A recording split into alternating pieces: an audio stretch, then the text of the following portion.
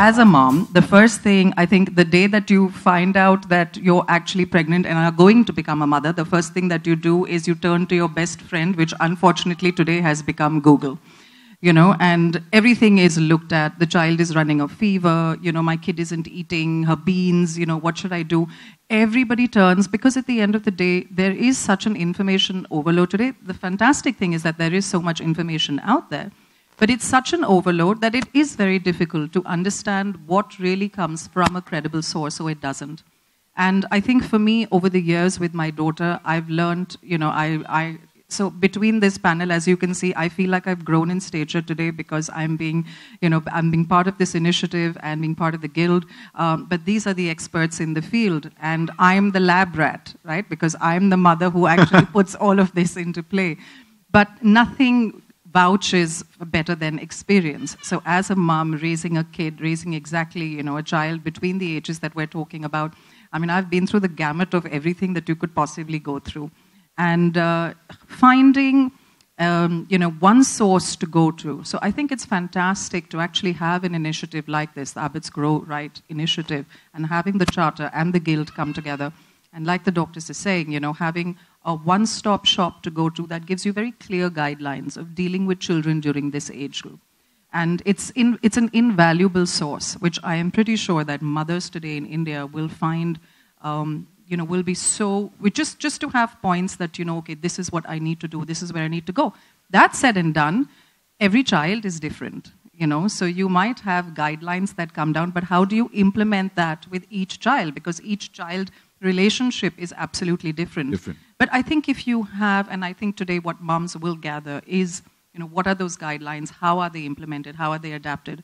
And so I'm all ears. I'm very happy to be part of this and provide as much practical, experience as I can. I remember when Saira was born, when she was about 3 months old, she was able to, a 3-month-old child, she was able to unlock an iPad.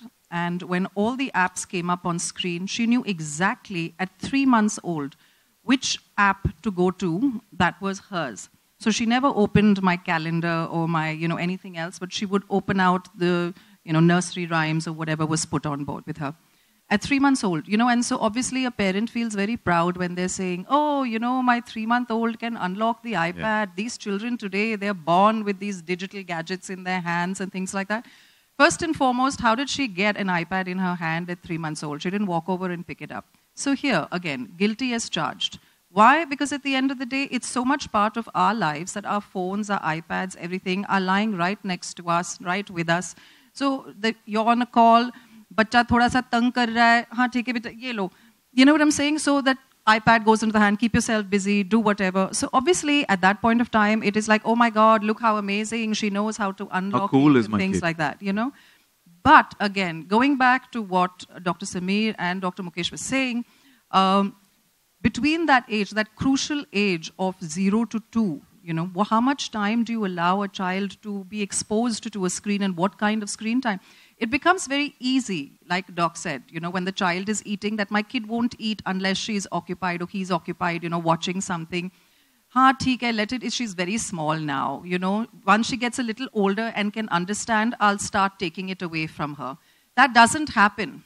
There's no way that you can tell a 2-year-old child then, sorry beta, you've been watching iPad or television every day during meal time to get you to eat your food. Now it's not allowed. Because then you're going to have to deal with the kind of problems that Dr. Dharni is talking about, which is a child who is a fussy eater, doesn't want to eat, will refuse to eat unless they are occupied.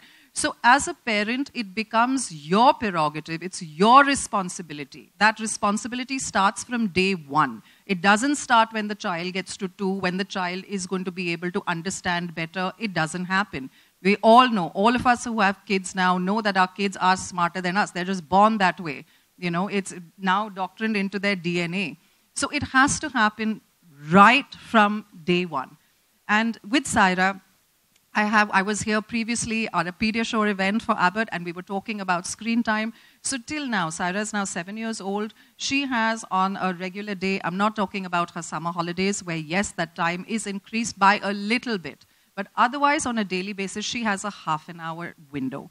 She can use it to watch any kind of screen, whatever it is, whether it's her iPad or a television. All of it amounts to half an hour. None of it is through meal times.